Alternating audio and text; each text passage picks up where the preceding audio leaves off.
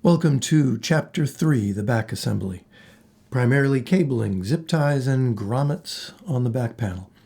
So the PSU will be installed on the back panel. The X-Buddy board will be put in the X-Buddy box and put on the back panel. The Wi-Fi module connected. The accelerometer cable for the accelerometer accessory installed to the Wi-Fi module while it's being installed instead of having to go back and add that later. And then the rear profiles attached and the back panel connected to the base of the printer. Stepper motor cable splitter board will be connected to the underside of the printer, and the LCD cable will be run.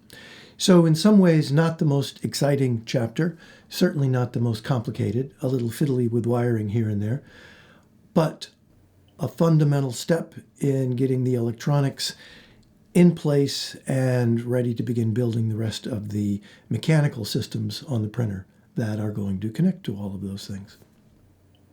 By the way, in the upper left corner, you can see what chapter and subsection we're currently in. And in the upper right corner, you can see what hour we're in. I have an analog clock that's sitting on the table, and I pull the battery from it when I stop work. I set it to noon to begin with. And that's what keeps track of what hour this build has reached. As I mentioned earlier, I'm working with 3 information sources: Prusa's instructions on the iPad on the table, the user comments that are a part of those instructions, and Nifty Tech Corner's YouTube videos, which are up on the TV screen.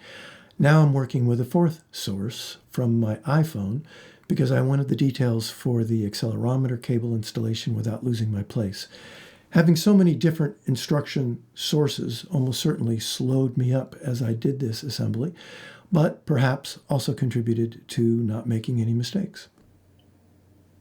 Welcome to the failing camera follies. I guess I'm lucky I was running 3 cameras because one or another of them kept failing, and with 3 running, we never quite lost all the video. You'll see I'm about to install a second silver sticker on the back plate of the printer. The first sticker was there to begin with, and it has a serial number for the printer as a whole. The second sticker I found in the accelerometer accessory package. Didn't know it would be there, but it makes sense, so I added it to the back plate.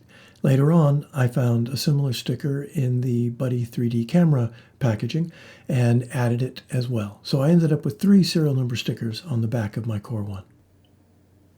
So the camera that's in the front, that's shooting the front view, is only a couple of inches from the wall in front of me.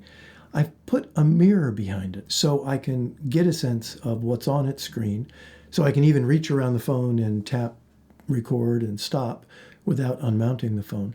But still, it's a bit hard to notice when they've stopped recording. So throughout the rest of this video, now and then, we're going to lose one quadrant or the other.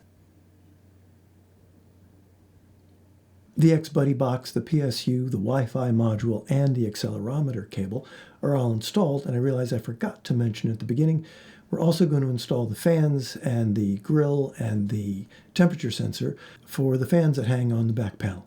So that's what I'm working on now. Let's talk about the aesthetics of the nylon rivets. In a moment, I'm going to install the rear profiles, which screw into place with metal fasteners. But then the back panel is going to attach to the base and the rear profiles with Prusa's nylon push-in rivets, nylon rivets. I don't actually like the idea of the push-in nylon rivets that well. However, they've worked perfectly well. The back panel and the side panels, all of the pieces that are held in place with the nylon rivets have stayed put. They haven't rattled. And these panels are a part of what creates some rigidity to the entire structure. That seems to have worked well as well. I've even been able to push rivets back out easily and put them back in. Still, in a way, from kind of an aesthetic sense, I wish these were metal fasteners. I flipped the printer up on its back so the motor splitter board can be installed and the LCD cable run. Now, even in a space as well lit as my shop, black equipment in kind of voids and looking under it, with black fittings even, you just can't see well enough. So I start using a handheld flashlight that has magnets on it so I can just snap it in place. I go ahead and grab one of the shop's gooseneck spotlights. There are a couple that are a part of the equipment, and light the work area directly. Might be nice sometime to have white equipment where you can actually see what you're doing. I do buy into the aesthetics of black equipment, but not so helpful during some of the assembly stages.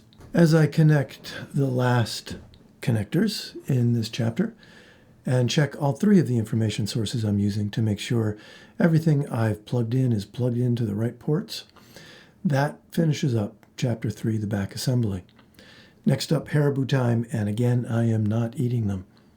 Thanks for watching. Please subscribe if you have not yet, and come back for Chapter 4, the heat bed assembly, which is, I believe, a much more mechanically interesting stage in this build, and in some ways more enjoyable for that reason. Thanks for watching.